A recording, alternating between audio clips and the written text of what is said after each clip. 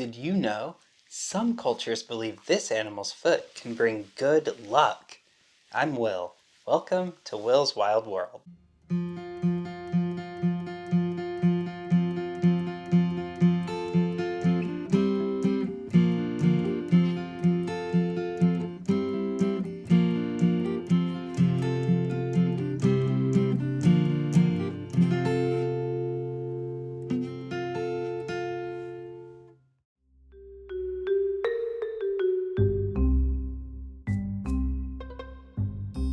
Humans have shared their homes with rabbits for nearly 1,500 years. To get a better idea of what life with a bunny looks like today, I'm visiting my friend Nancy and her family for an up-close encounter with their pet bunny, Binky. There's a treat for you, Binky. You're welcome. Binky came into our lives as our pandemic pet. Oh. It was January of 2021. Yeah. So we had lived through about, 8 months by then of the pandemic, kids at home a lot, asking for a pet. Bored. Yep. Bored, yeah. My husband and I grew up with dogs, and at first we thought about dogs. We always thought we would get a dog. And then I realized I'm going to be the one taking the dog out, picking up the poop. We live in Maine, where it's dark and cold. So I started researching pets that were a little less maintenance than a dog. And I learned that bunnies are pretty low maintenance. They don't need a ton of attention. What really sold it for me is that they do their business inside, like cats do. If my husband and I were cat people, we'd probably get a cat. But I've been scratched many times by my friend's cats. I was going to ask, why not a cat? But... One thing that I love about Binky is that I never have to take him outside if I don't want to. Sometimes I do, and I put him in my lap or I put him in a pen. I also have a bunny stroller. Whoa. You've seen that at work, probably will. But generally, we just leave him inside. If we want to go ski for the day, we can leave him. We actually did an overnight trip to New Hampshire last weekend. I've read and I feel comfortable leaving Binky alone for up to 24 hours. You can't do that with a dog. We give him like a little bit of extra food. Yep. And then we just kind of leave him and he's fine. Right. Over 1.5 million U.S. households are home to pet bunnies. But bunny ownership isn't to be taken lightly. So this area is Binky's area. It's where I keep his food. He likes being under this desk. This is where he has his litter and his hay. I feed him his pellets here in the morning, and he has to sniff out the tasty pellets in his little felt cabbage patch. During the day, if we're not home, we close the sliding door to this room, and Binky's movements are limited just to this room. When we first got him, we put him in a pen, but he jumped out of it. So they can jump pretty high. Yes. So we gave up on the pen, and we decided we would just let him have full run of the room. It's rare, but sometimes we have guests sleep in this. This is our guest room, so we've had guests sleep here, including my dad, who's stayed here for a month, and he loved living with Binky. But because bunnies are crepuscular, my dad would try to sleep at night and Binky would not.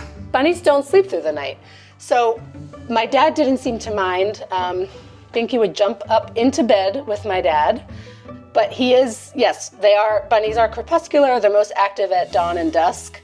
When we're home, we let him have full reign of the main floor. He'll hop out into the living room, into the dining room. He'll hop up on the furniture.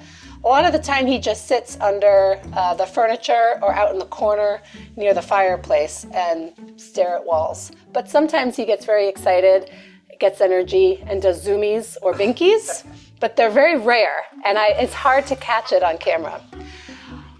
A binky is what... Perked up. Is that my name? I think he may know his name because he often gets food. Binky Fairhops is the name he came with from the Midcoast Humane Society in Brunswick. And we love the name and we kept it. And it was only a few months later that I realized Binky is a term specific for bunnies. It describes the jump that they do when they're excited, or sometimes as a mating ritual. And they jump straight up in the air as if they're a spring. And It's like zoomies, but for bunnies. well, he does zoomies too. And sometimes he'll run back and forth on the couch, or he'll run back and forth across the living room floor. Very rare. It's like hours of just lying and sleeping. Yes, and it's often at night after the kids are asleep. I think the house is more calm and he feels safer, and he will sometimes do his binkies or he'll do his zoomies. And a lot of times he flops. Well, that's when he wants to roll over. A lot of new bunny owners worry that their bunnies had a heart attack and died. And then he goes. He starts with his head. Yeah. And he just goes. Is that a good flop, Binky? Did we get that right? And he just chills. Oh, and what's another Binky term? A sploot? Yes. What's a sploot? A sploot. Can you show us? Yeah. It's where it's a lot like the and then he goes like this. With his legs behind him. Big stretch. Yep. Yeah. And sometimes the legs are just in the back, not side of the back. Yeah. We'll have a side sploot or a back sploot. This is the bedding that goes into his litter. It's pine pellets. It's very cheap, and I get it at Tractor Supply in this huge bag. And that's what I use to put in his litter. The hay and the pellets that he eats I get from Amazon or Chewy, and they're both made from Timothy hay. I've read that Timothy hay is the best kind of hay for bunnies. So this is the rabbit food, the pellets that he loves to eat. He can only get a quarter cup of that, but he can have unlimited hay. Part of a bunny's diet is hay. It helps them keep their teeth from getting too long. They also love it. So this is the kind that I buy, and I put it in Binky's hay holder right here. This is his litter. So he hangs out and he spends a lot of time in his litter. He eats the hay. Sometimes he pulls the hay down. And this is where he does his business. So I line the litter with pine pellets from Tractor Supply. And they look like this. They smell really good. And I change it maybe once a week. I just dump the whole thing out and put more in. It's very cheap. They smell nice because they're made out of pine and they're very absorbent. And if you want to get gross, I can show you what it looks like after it's been used. So Binky comes in here and he does his business. You can see his poops. All he eats is hay and lettuce. So his poops don't smell, and you can just pick them up and they're not gross. So that's one reason that I think bunnies are great. And then you can see how the pine pellets become more like sand once they get peed on. Bunny pee is actually really gross. I'd say bunny pee is way grosser than bunny poop. As long as he does it in here, there's no problem. In a very rare occasion, he's peed on the couch, and I don't know why, but that's very rare. So he sits in here and he does his business and he eats his hay. So the hay is the biggest part of his diet, but every morning he gets a quarter cup of pellets. The pellets look like this. Binky comes running usually when he hears it. It's almost like Frosted Flakes. It's made of Timothy hay, but it tastes better. He's only supposed to get a quarter cup and no more. I think the hay is better for the bunny's digestive system. And then he also loves these rings, nibble rings, and these are also made of Timothy hay. Sometimes when he hears the bag, he comes running.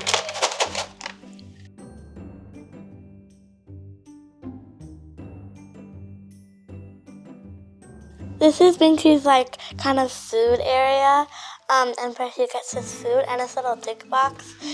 What's the lettuce? What kind of lettuce does he like? He likes Arugula. yeah, and then Yes, organic. He's the only one in the family that gets organic food. and then we fill his water bowl and dump it out every day. Why does the water bowl look like this shape? So because he's What does he try to do to his bowls? he knocks it over. So there's He uses his nose. yeah. And he boops. He boops it. And he tries to do that with this too. Sometimes it spills. That's why it's on this mat. Yeah, and What's this over here, he's Clara? it's Binky's a dig box, and he likes to dig in it and sit in it. But What's inside it? inside of it is dirt, sand, but it's not like the sand you would find in a play box. Yeah, don't get play sand. Why is that? Because your bunnies can inhale it. We don't want the bunnies to inhale play sand. Yeah. But this is granular enough that we think it's safe for Binky. And he likes to spend time in there doing what? What does he do with his paws? He goes like, yeah. He does. And he digs it and sits in it, stares at it. He does. He just stares a lot.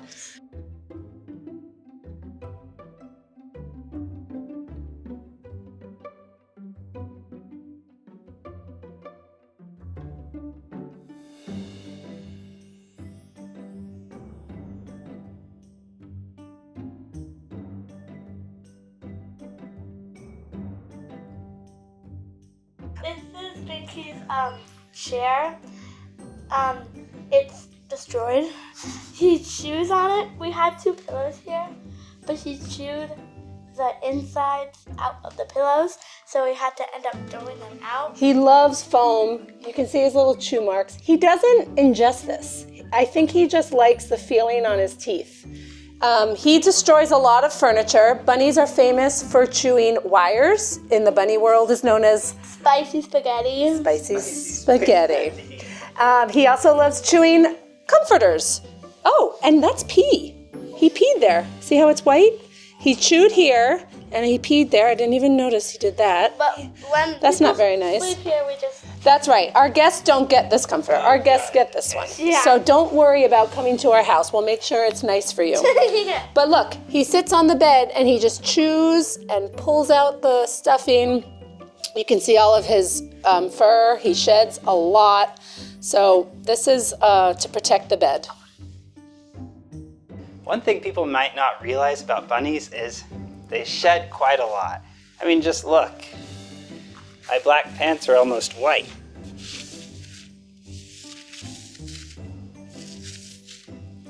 Be prepared to spend probably hundreds of dollars on lint rollers over the lifespan of a bunny.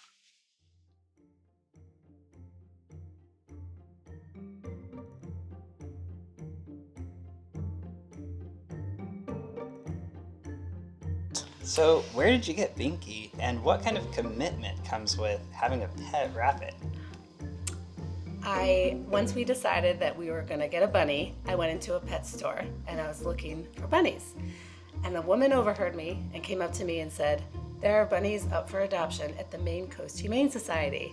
And I thought, well, that's probably a lot better than getting a pet from a pet shop.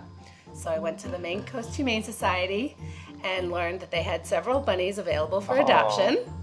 And they gave us all sorts of information about what's involved in owning and adopting a pet. Claire's Girl Scout troop went to the Animal Refuge League in Westbrook and saw bunnies there too. And those were rescue bunnies? Yes. Awesome. I think sometimes people buy pets as gifts and then lose interest. And I hear that happens at Easter time with chicks and bunnies. Sad. Oh, chicks, really? So people often abandon animals. And we've heard of this, even in Yarmouth, there was a neighbor who didn't seem to care that his pet bunny was outside roaming in the neighborhood for days and nights. I think people assume that because bunnies exist in the wild that they can leave their domestic bunnies in the wild. So Binky's story was that somebody saw him and another bunny hopping in the woods behind his house. He was only able to capture Binky, and he brought Binky into the Humane Society, which is where we adopted him. Clearly not a wild rabbit. He's not a wild rabbit, and that's a big distinction between wild rabbits should not be pets. Domesticated bunnies should not be in the wild. They are prey animals. The average lifespan of a bunny in the wild is 2 to 5 years. The average lifespan of a bunny that lives in a house and is domesticated, 5 to 10 years. 5 to 10 years. Really? So, I've even heard stories of bunnies living 12 or more years. Whoa. We've had him for 4 years. He was an adult when we adopted him, so we think he's 4 or 5 years old. Okay. It's interesting you mentioned the kind of abandonment component, because rabbits are actually the 3rd most abandoned pet in the United States. Number 1, dogs. Number 2, cats. And then bunnies. Wow. And it's a huge problem because, like you said, people think that because there are wild rabbits like cottontails, Yes. domestic bunnies can survive. Yes. And sometimes they do, and that becomes a problem. Because when the domestic bunnies are able to reproduce, they're throwing off the natural, delicate ecosystem where they're placed.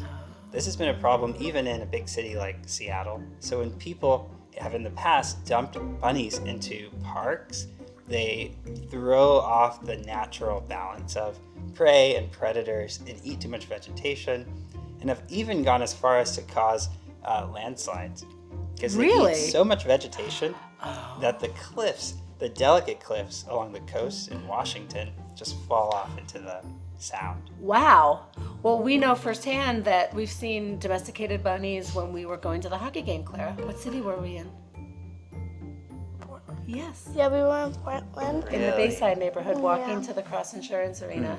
And we saw what to me looked like a domesticated bunny. Oh, yeah. And then some of our colleagues rescued a domesticated bunny, and it lived in the housing safety office for a Yep. couple of days until he was rehomed. Appeared there. Yep. Yeah, some of them look very similar to wild cottontails, but they certainly are not. Especially in this kind of climate, so we're in Maine, in New England, there are only 2 species of wild rabbits that you'd come across. So there's the New England cottontail, which is rare and endangered. And then there's the eastern cottontail, which is very not endangered. Interesting. Prolific. So if you see a wild bunny that kind of looks like a domestic bunny, especially in somewhere like Portland, a big city, it's probably a domestic bunny. And would probably make a great pet if he can be rehomed. Yeah.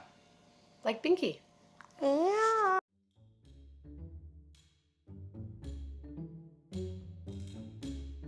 Rabbits have amazing anatomies, and having a pet bunny is an excellent opportunity for an up-close look at these awesome features.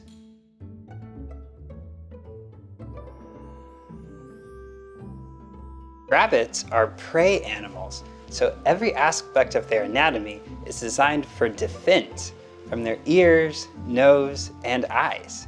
You may notice Binky's eyes are on the sides of his head, as opposed to eyes like ours or a cat's, which look straight forward. By placing the eyes on the side of the head, bunnies are able to see almost 360 degrees around them. Note they do have a couple of blind spots.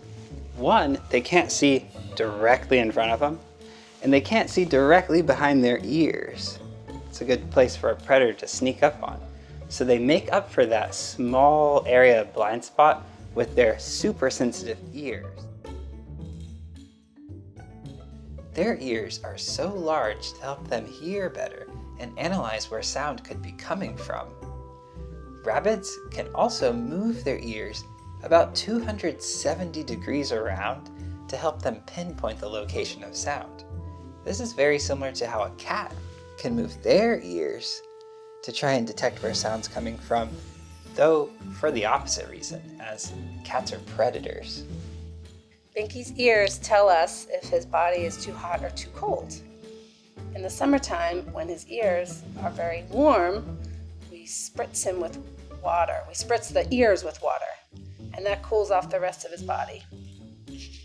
And in wintertime, if I brought him outside, sometimes his ears feel a bit cold, especially compared to the rest of his body. And that's when I know it's time to bring him inside.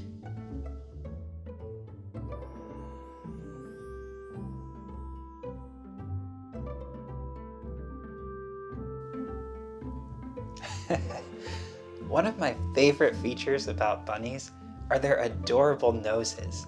I love how they're constantly wiggling like that. But bunny noses have more than just looks going for them.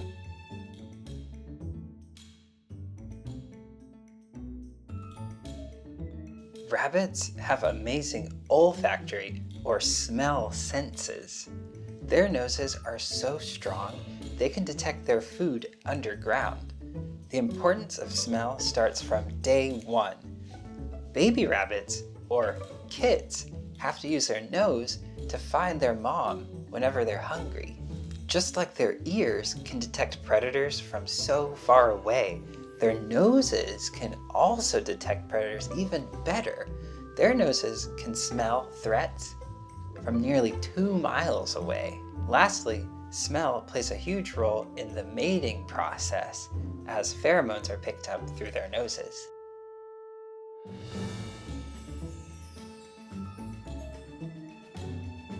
So, why are bunnies constantly wiggling their noses like that? Turns out, smell is one of the bunny's primary senses for determining information in its environment. When a bunny smells something, it's kind of getting as much information as if we were to have a long conversation with somebody. Wiggling their noses allows for more air to enter their nasal cavity, which allows them to detect trace chemical molecules and pheromones better than if their nose was constantly closed. Also, it allows more air to enter their lungs, allowing them to breathe a little easier. If you'd like to learn more about rabbit noses in particular, and let's be honest, who wouldn't, I highly recommend an article in The Anatomical Record, issue 299, volume 7. There'll be a link in the description. As Nancy mentioned, rabbits are crepuscular, which means they're most active at dawn and dusk. These are pretty dark times, so does that mean they can see in the dark? Well, not quite. Their eyes are actually specifically designed to see at low levels of light, so not complete darkness. Their eyes have a high number of rod cells to facilitate this low-level light reading. Their eyes are more similar to a great blue heron's eyes than a cat's eyes that are more developed for night hunting. One of Clara's friends said, "Why are Binky's eyes red? Is he evil?" But I learned recently that Binky's eyes are red because he has no pigmentation in his iris. So the red is the blood vessels behind the iris. Just like bunnies' noses are always wiggling, it seems like they're also always kind of chewing on something. Well, that's because they are. Rabbits have to constantly gnaw and chew on things, help slow the rapid growth of their teeth. If left unchecked, rabbit teeth can grow a whopping 5 inches a year.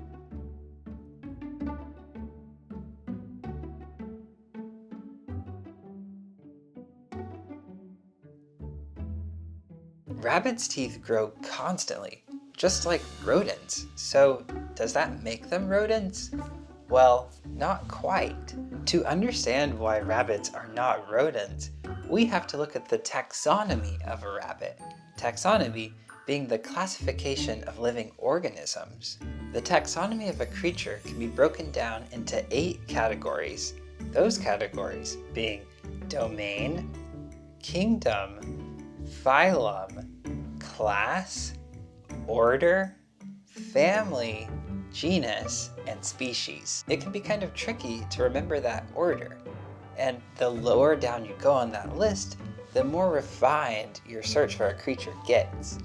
To help me remember the order of taxonomy, I like to think of a mnemonic, which is a phrase to help you remember another phrase or word. The mnemonic here that helps me remember is dapper kings play chess on fine green silk. I was a chess nerd in school. Rabbits split off from rodents at the order level. Rabbits belong to the order Lagomorpha, and rodents belong to the order Rodentia. Rabbits are lagomorphs, and rodents are rodents. Binky is a Californian rabbit, Oryctolagus caniculatus, order Lagomorpha, family Leporidae.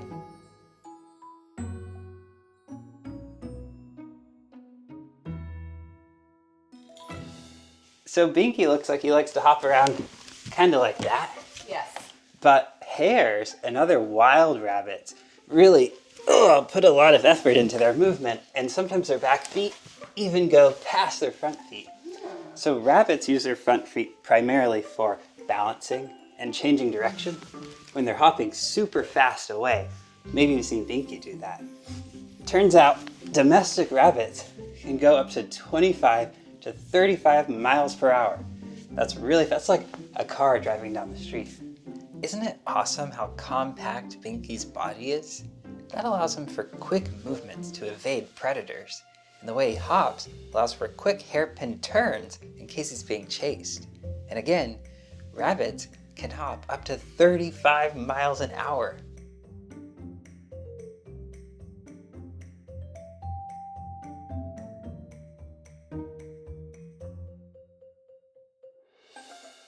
Baby rabbits are known as kits. Males are called bucks, and females are does. Most wild rabbits live in burrows underground called warrens. These are extensive tunnel systems that can house multiple bunnies. This varies quite from hares who live above ground in what is known as a form. Another major difference between rabbits and hares is rabbits are born naked and helpless. Meanwhile, hares are born precocial, meaning they're pretty much ready to go and fend for themselves right after they're born. They're covered in fur and their eyes are open, ready to perceive danger and threats. Though I think they're adorable with their gangly legs and ridiculous ears, hares, they can't be pets, and there are no domestic species of hares. They're truly wild. Now, contrast this to rabbits, which have over 300 different domestic species. We've learned a lot about rabbits and hares, but there's actually one more major member of the lagomorph order, pikas. These are little small creatures that live in mountainous areas. Where I live in Maine, there are 2 wild rabbit species. The eastern cottontail, which can be seen all throughout the eastern United States, and the New England cottontail, which is specialized to, the New England area. While the eastern cottontail is widespread and doing fine, the New England cottontail is a vulnerable species, almost endangered. One of the major threats the New England cottontail is facing is a loss of habitat. As New England is constantly being developed and more forest land is being cleared, the New England cottontail is losing precious land to live in.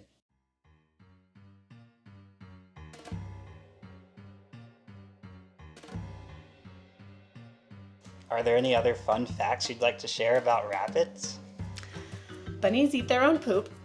It's a special kind of poop called cecotropes, and we often see Binky with his face in between his legs, and then he pulls his head up and he's chewing. So that's kind of gross, but you don't actually see what he's eating. But apparently this is very important for bunnies' digestion, and they're different looking than the poops that we see in his litter box. Bunnies also have scent glands.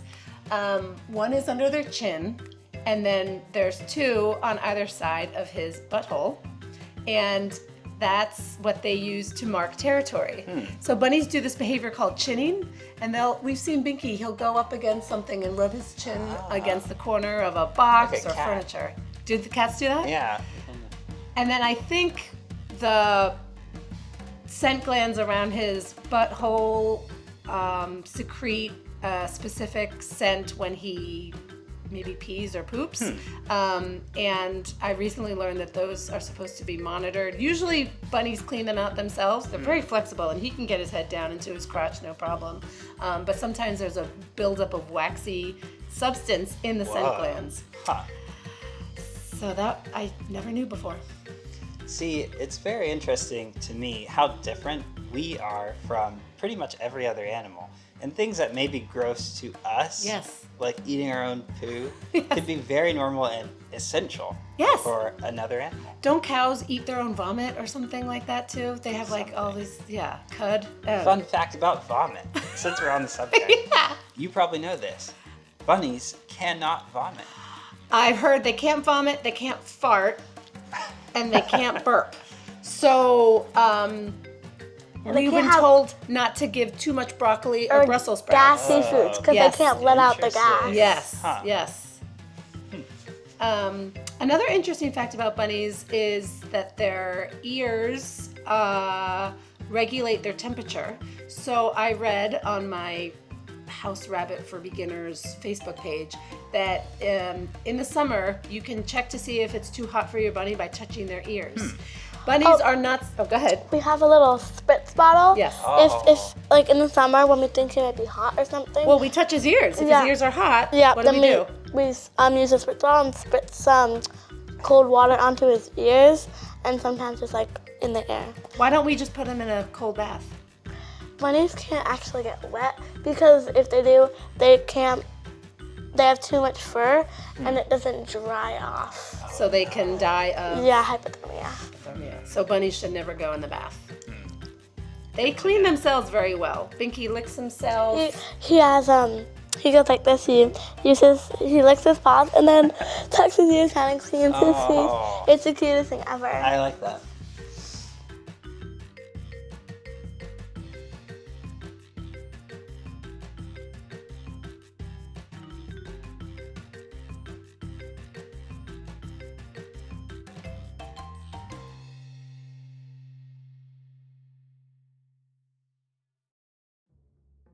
If you are considering bringing a pet bunny into your life, look no further than your local animal shelter. Too often, pet bunnies are abandoned by their owners when their owners don't realize the scale of the commitment they were really signing up for when they adopted the animal. Sometimes people get upset with their rabbits when they chew through cords or tear up furniture, another reason bunnies are abandoned. Animal shelters may also receive bunnies from breeders who find some sort of defect with a kit. Maybe this is a cosmetic problem or a genetic problem. Thankfully, many municipal and non-profit animal shelters accept bunnies, and then they will care for them and adopt them out to loving forever homes. Let's check out Midcoast Humane, where Binky came from. Midcoast Humane is a non-profit animal shelter in Maine dedicated to caring for the helpless pets in our community.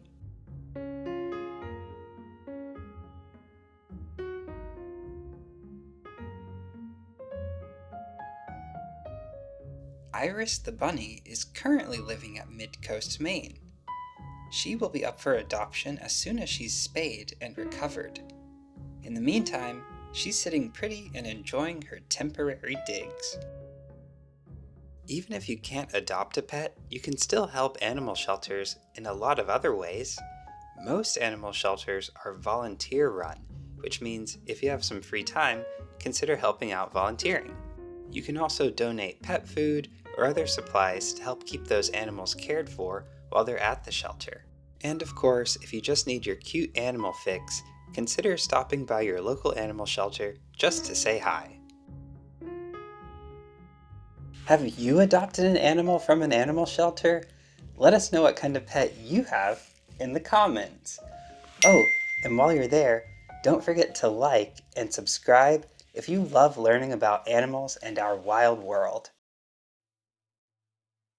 Rabbits have been an ever-present figure within the folklore of many cultures around the world, no doubt due to their importance to human society. In European folklore, rabbits represent luck, rebirth, and fertility, but also carelessness and whimsy. One of the most famous tales featuring a lagomorph from Europe comes from Greece, Aesop's fable of the tortoise and the hare. Another famous rabbit tale originating in Europe is that of Peter Rabbit, the story of a naughty little rabbit, written by Beatrice Potter in 1902. As humans spread around the world, they brought with them their stories and myths. A great example of this is the legendary horned hare, Lepus cornutus, of German myth. Is it a coincidence that around the time of Great Immigration, Manifest Destiny, and a push west, tales of a mythical jackalope started springing up? I don't think so. Also, side note, when I was younger, I was convinced that jackalopes were real.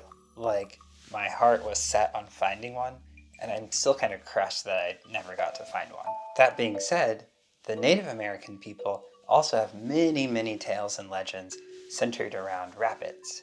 Often, rabbits are depicted as a trickster figure in Native American lore. The Hopi people in particular have a whole clan named for the rabbit, which is another coincidence because Hopi, come on. These people revere the rabbits for their importance as a food source and centered their lifestyle around hunting rabbits. Curiously enough, Native American lore also features a rabbit within the moon, very similar to certain tales told halfway around the world in Eastern Asian countries.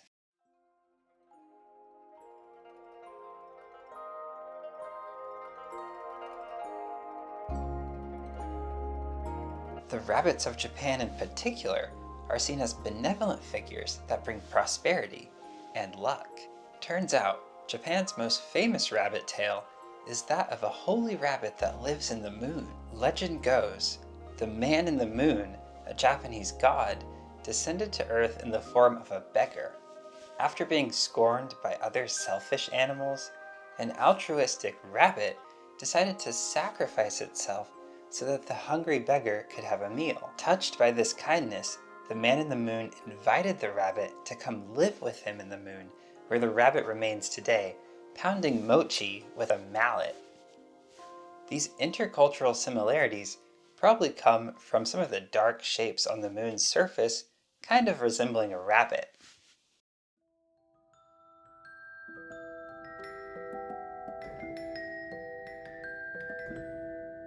One of my favorite representations of rabbits in modern media is that of darkness or innocence lost.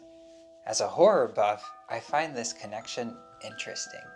My first taste of this strange take on bunnies came in the form of my little sister loving the series Bunnicula. It's a children's book series about a bunny that may or may not be a vampire. Speaking of crazy bunnies, what about that insane killer rabbit from Monty Python? There's also that eerie bunny man from Donnie Darko, and the brutal reality of bunny society depicted in Watership Down.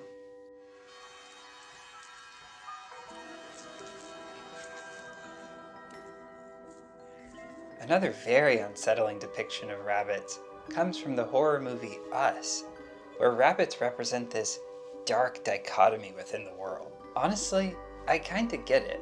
After spending some time with Binky, though he's so cute and fluffy, when I look into those prey eyes, I can't help but wonder if there's something else.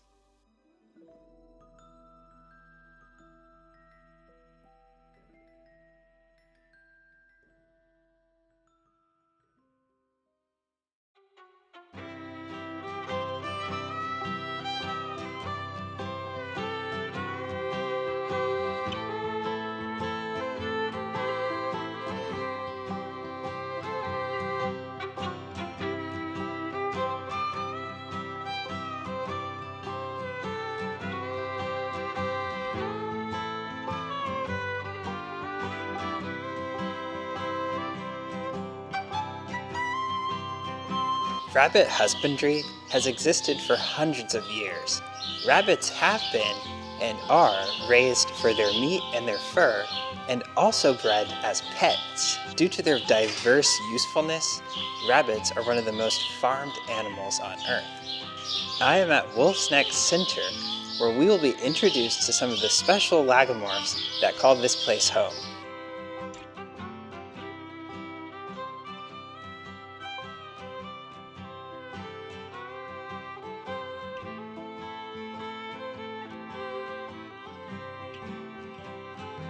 My name is Michael Messina. I'm the Visitor Programs Manager here at Wolf's Neck Center in Freeport, Maine.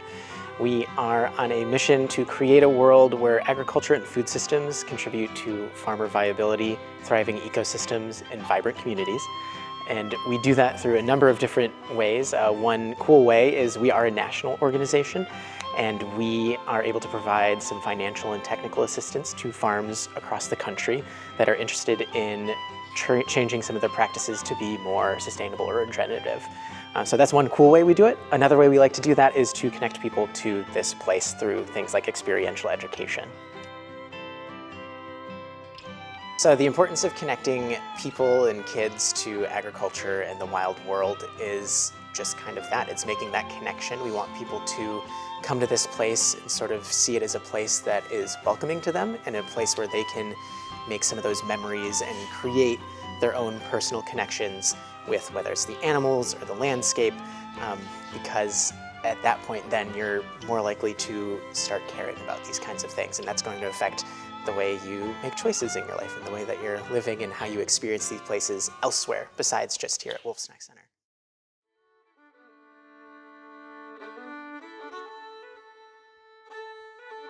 So we've got 3 rabbits here at the farm. We have 2 in this area right here. These 2 are Angora rabbits. They're light gray and sort of dark gray. The light gray is Fog, the dark gray is London. And they live in this enclosure together. They joined us at the farm last fall, around September time, so fall of 2024. They're sort of new to this place here, and they're getting used to this new environment in this new barn and all the new visitors and friends that they're making. So they live in here. They stay in this sort of enclosure area where we've got a good bedding of hay and wood shavings, as well as a food bowl for them and a water bottle. They'll get fed twice a day, every day, and they mostly get a little bit of a pellet, which I've got here in my hand, just sort of a nutritious food source for them that gets them all their vitamin and mineral needs. And they will also free choice on some hay. We give them a little bit of hay. I don't know if you can see it very well on the camera, but there's a little spot where we'll fill them in on the hay. They would, in the wild, be naturally grazing a lot like a cow or a sheep. They'd be munching on grass. So we like to give them a little hay as well so they can eat that. It's good for their digestive system and all that. So they will do that, and then we also have one other rabbit over here in the corner. She's a little bit more shy. This is Quasi Junior. She has been on the farm. She was born on the farm, actually, or near the farm, I should say, and has been here for her whole life. She is about 3 or 4 years old and enjoys this nice hutch that was built a few years ago where she lives in. So she has a downstairs compartment where she can be visible but doesn't have to interact. And then she has an upstairs where she comes and gets her food. There's a ladder that comes up that she can come up. She gets the food in there, and then she has a nice hiding spot in the back where she can go and get a nice dark, quiet space.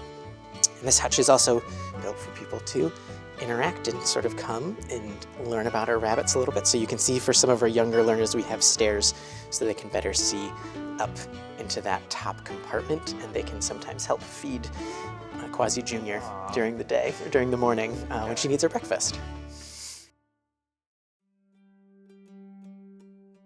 We care for the rabbits every day, obviously, here at Wolf's Neck Center, and we feed them twice a day, once in the morning, once in the afternoon. We feed them that pellet. They get about a half cup each over the course of the day. So Quasi Junior, for example, she's by herself in her pen. She gets a quarter cup in the morning, quarter cup in the afternoon. And so she gets that, they get their food, make sure they have water every day. Another important part of their care is to, clean out the bedding periodically as well. You want to make sure that they have nice clean shavings and hay down there so that they're not walking around too much in their own manure. So we will do that periodically as well, and it actually makes a really good compost. Bunny manure is very high in nitrogen, and so that's one of the reasons they're popular with homesteaders is because that rabbit manure is actually very good for compost. So we do that as well, and then with the Angoras, who are London and Fog that I introduced you to, you will notice have a lot of fur. They're pretty luxurious coats going on. It really takes a lot of work to maintain those kinds of things. And so we have regular brushing that we do. We use pretty simple, just regular pet brushes that you find at a pet store. You would brush along their back, along their bellies, everywhere they have that wool. So that can help loosen out this nice, soft wool that they produce. And this is really, really nice. They produce it naturally. They shed it naturally. The brushing helps move it along.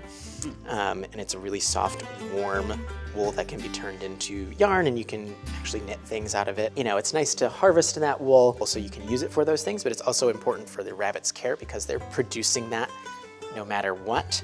So if they are producing too much, they can do things like it can get matted and tangled, and that can cause like skin issues. You also want to make sure, because they clean themselves with their tongues, they lick themselves like a cat. If they eat too much of that wool, they can get caught in their digestive system and they can have digestive issues. And so we want to make sure that we're getting that out of the way so that they have a good, happy, healthy life. These are not naturally occurring breeds. These are, much like a lot of our other working animals in the world, have been bred by people for specific traits to produce more wool. If you think about things like dairy cows, for example, dairy cows have been, over the years, bred to produce more milk. Same thing happens with our rabbit breeds. And so there's different breeds that are bred for different jobs. And so these two, their job would be to produce wool so people could have warm clothes, maybe in the wintertime. Quasi Junior is a breed called an American Silver Fox that would be bred. She's a little bit bigger. She can put on a little bit more weight. She would be bred for something like providing food for people.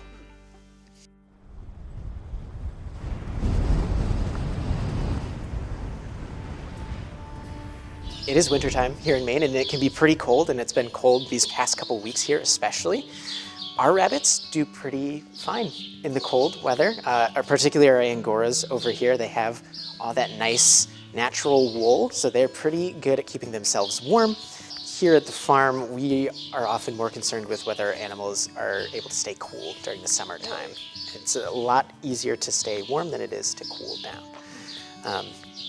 And that same thing goes for our rabbits, where our wintertime, they're inside this enclosed barn, so it protects them from the worst of the wind. They're not exposed to any snow. They can stay pretty decently warm in here pretty naturally. In the summertime, there's not always that escape from the heat. And so finding ways to keep cool, like cold tiles on the ground, can sometimes be a place for the rabbits to lie down, cool themselves down, and regulate their temperature, making sure they have things like fresh water, all really important for that bunny temperature regulation.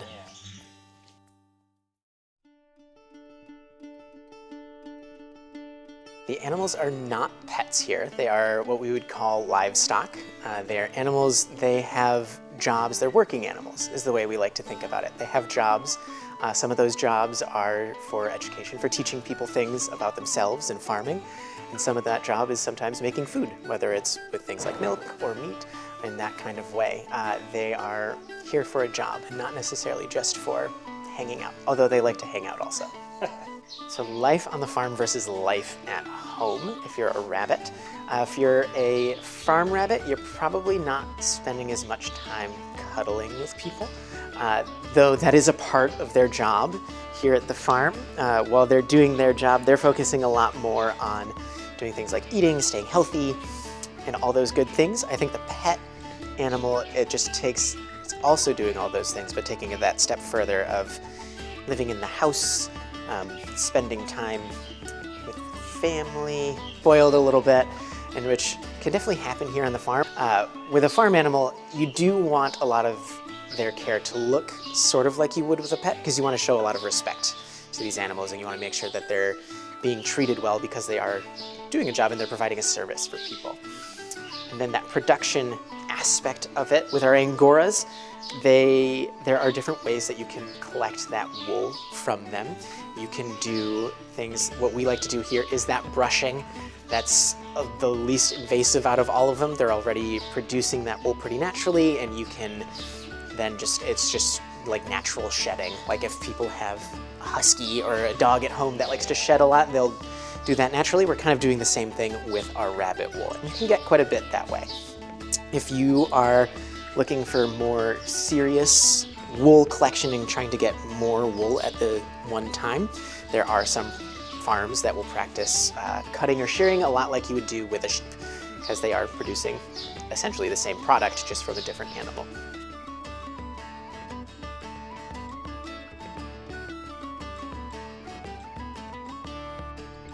Rabbit or any sort of animal where you're producing for meat, a lot of the time you can harvest at any point.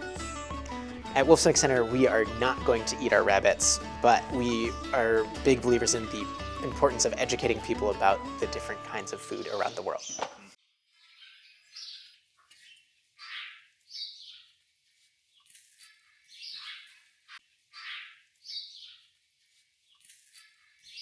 My advice for people who are interested in getting into sort of the farm world or the agricultural world is being open to sort of new experiences and being willing to be flexible. Because one of the big things about farms is that you never know what the day is going to bring, which is one of the most exciting parts about it, but it also requires a little bit of flexibility. So being open to those possibilities. And that also means that there's lots of different ways you can get involved to start working on a farm. So here, for example, at Wolf's Neck, I work in the education department, so I get to have the fun job of hanging out with our goats here and talking to people about what a great place this is. There is the traditional route of going into production. If you're interested and don't have a background, you can look for apprenticeship programs. We, for example, have a dairy apprenticeship for people interested in dairy farming. There's apprenticeship programs around there for that production world. You can start volunteering at some places if they're looking for volunteers. Some farms that are starting to diversify what they're producing and what they're doing might have an education program like we do here at Wolf's Neck Center. And just a sort of general outdoor experience is usually good, or a love or an interest in the outdoors and being outside and working with interesting colleagues who may have 4 legs and might be a little furry.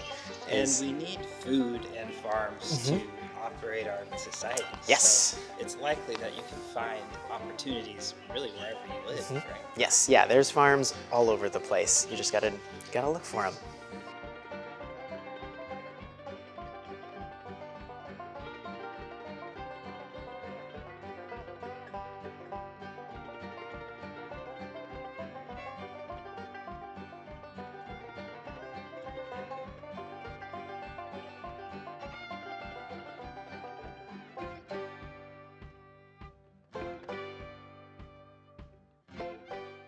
Thank you so much for introducing me to your rabbits here. It's been awesome to learn about their usefulness as farm creatures and just to see an up-close Lagomar. Yeah. So what can you tell us about visiting this place as just a member of the public, if someone lives in Maine and wanted to stop by? Thank you for coming. If you want to come and visit, one of my favorite things about Wolf's Neck Center is that it is free and open for the public to come visit whenever they want, dawn till dusk every day of the year. So you can come to 184 Burnett Road in Freeport, Maine. You can come visit the rabbits that we saw today in their enclosures. We have those other animals that are here. And all of the other animals that are here also. We have some great hiking trails. During the summer, there's kayaking and all those other great things that we love to do in Maine during the summertime. Wolf's Neck Center is just a great place to come visit. We'd love to see you all here.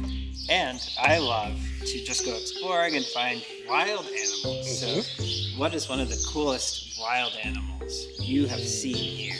One of the coolest wild animals that I've seen here. I think, one of the coolest wild animals, it's a tough question. One of the coolest wild animals I think I've seen here is a porcupine. Really? They are pretty cool. They are in the woods around here. Sometimes you'll see them. Sometimes you'll see their evidence of whether it's food or tracks. They also sometimes like to come to our events. Really? Every once in a while we see a porcupine at our event. All right, well, thank you so much. It has been a pleasure. It's been a pleasure for me as well.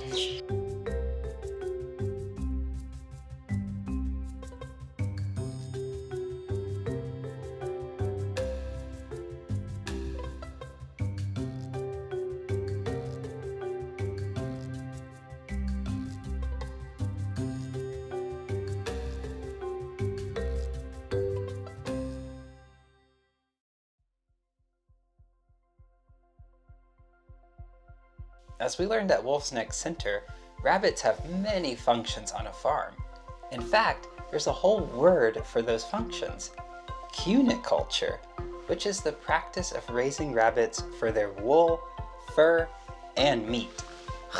Before cuniculture was perfected, hares and rabbits were routinely hunted for food. Today, Hunting hares is still extremely popular. Snowshoe hare in particular are hunted in Maine using dogs, who sniff out the hares while they're resting during the day in what is known as a form. But what other roles have rabbits played in our society? Let's see. Rabbits can be trained as therapy animals and emotional support companions due to their calm, relaxing demeanor when they're feeling comfortable. Rabbits can also be trained to do a number of tricks. Some rabbits have even been trained to be retail professionals, serving as register assistants, taking cash, and handing back receipts to customers. It's pretty cute. Speaking of learning things, there are also bunny jumping competitions and rabbit breed shows, just like cat breed shows. Remember, there are over 300 different breeds of rabbits. Some of them are really pretty. Some breeds are also incredibly huge. Look at this Flemish giant rabbit.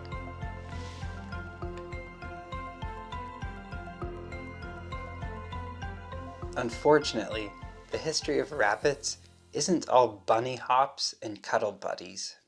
For decades, rabbits have been subjected to horrific experimentation in the name of science. Rabbits are considered model organisms, or the perfect non-human species for researchers to understand a very specific area of biology. Unfortunately for rabbits, that area of biology is how chemicals react to skin.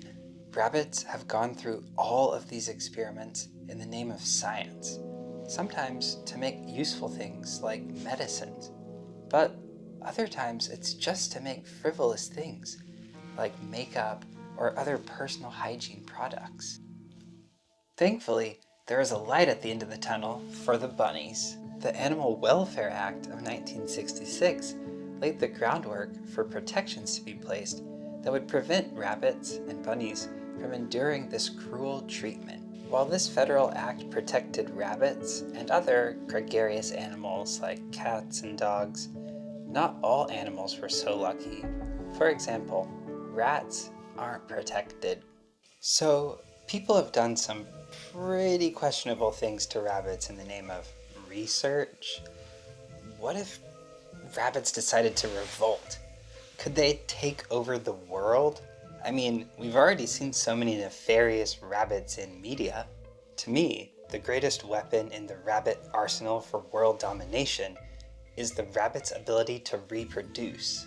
Female rabbits can get pregnant at only 3 months old. Also, the gestation period of the rabbit only lasts about 1 month, meaning they could have about 1 litter of 3 to 6 rabbits every month. Over an entire year, if food and other safety provisions are well for the rabbits, they can have up to 70 babies in 1 year.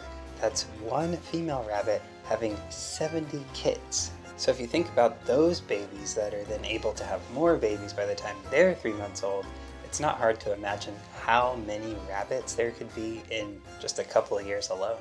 Just like cats, if rabbits had thumbs, it'd be all over for us.